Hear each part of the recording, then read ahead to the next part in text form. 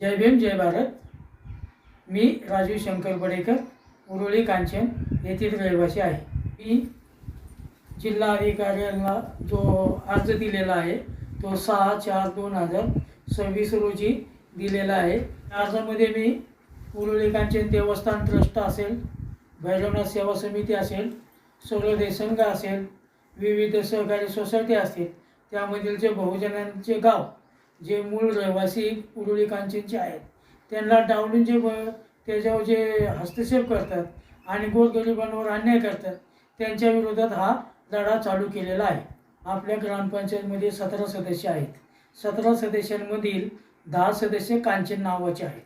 त्याच्यामुळं ज्यांना काही प्रस्ताव मांडायचे असेल तर ते सगळे कांचनच्या पक्षातून तयार होतात, जेणेकरून कुठलेही ठराव मंजूर करता की नाही कांचन समूहाचाच जबरदस्तीने त्यांचा प्रभाव पडतो आणि त्या माध्यमातून ते जिल्हा परिषदचे काम असेल, पंचायत समितीचे काम असेल, सहजासहजी खोटं बोलून कामं करून घेऊन ते मनमानी कारभार चालू आहे तो थांबवण्यासाठी सहकार्य लोकांनी केलं पाहिजे। आणि भंगार चोरणे, स्मशानभूमीमधील जे शेड नवीन बांधलेलं आहे ते 100/50चं आहे, पण ते 100/50चं नाही आहे, ह्याचा कारभार करणे किंवा तिथले जे पाण्याचा लोकांसाठी पाणी पुरवठा केलेला जातो 10 रुपयाचं पाणी ते 2023 आणि 2024मधले जो भरणं आहे तो भरण्याची चौकशी व्हावी। ग्रामपंचायतीमध्ये जे काही चाललेलं आहे भ्रष्टाचार, जिथं भ्रष्टाचाराचा उगम पावतो ते ग्रामपंचायत आहे। तिथं छत्रपती शिवाजी महाराजांचा पुतळा बसवलेला आहे आणि त्या पुतळ्याच्याच पुढे लिहिलेलं आहे सत्यमेव जयते। हे कुठंतरी बुद्धीला पटत नाही आहे। छत्रपती महाराज कुठं, हे कुठं, छत्रपतींचा अवमान करणारी लोक आहेत हे, यांच्यापासून थोडंसं काहीतरी वेगळं व्हायला पाहिजे। त्यासाठी आम्ही हा प्रयत्न करत आहोत। वड्यामध्ये दुकानं टाकणे, वड्यातल्या जागा जबरदस्तीने लोकांचे नावं करणे, तिथं दुकाने टाकून भाड्याने देणे किंवा विकून टाकणे असा मनमानी कारभार चाललेला आहे। जे गाळे आहेत ग्रामपंचायतीचे ते गाळ्यांची लांबी रुंदी किती आहे ते पहा आणि आत्ताची लांबी रुंदी किती आहे ते पहा आणि जे सदस्यांच्या नावाचे ग्रामपंचायतचे गाळे आहेत ते बाद करावेत आणि गोरगरिबांना द्यावेत, अपंगांना द्यावेत, जेणेकरून गोरगरिबांचं भलं होईल अशा मार्गातून त्यांनी सहकार्य करायला पाहिजे। ग्रामपंचायतमध्ये जे कामगार आहेत ते सगळे बहुजन आहेत, त्यांना कधीही बढती मिळत नाही आहे, कधी त्यांचे प्रॉब्लेम सॉल्व केले जात नाही।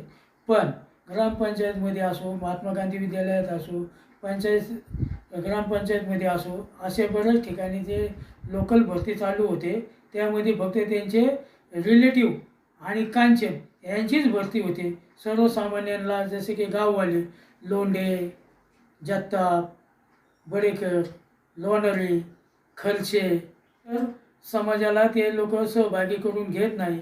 जसं महात्मा गांधी विद्यालय, बँका,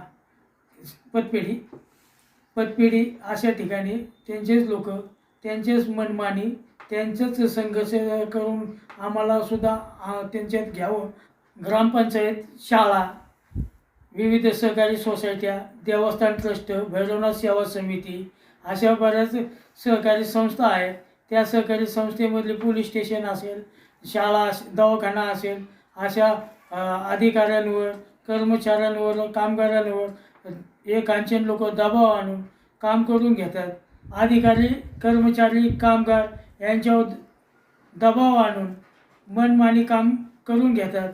नाही केलं तर त्यांना कामावून काढून टाकायची धमकी देतात। मला पूर्वी जे पोलीस स्टेशन होतं सिटी पोलीस, ते सिटी पोलीस पुन्हा यावं आणि हे ग्रामीण पोलीस ज्याच्या अंडरमध्ये चालते अशा लोकांचं ऐकूनच ते पोलीस स्टेशन चालवलं जातं, ते पोलीस स्टेशन आम्हाला हे नको आहे। जिल्हा अधिकारी यांना मी निवेदन करतो, विनंती करतो की आमचं जे पहिले पोलीस स्टेशन होतं सिटी पोलीस, ते सिटी पोलीस पुन्हा आम्हाला द्यावं आणि हे ग्रामीण पोलीस आम्हाला इथं नको आहे। मी राजू शंकर बडेकर उरुळी कांचनमधील बहुजनांना आव्हान करतो, आपल्या होणाऱ्या अन्यायाला वाचा फोडली पाहिजे।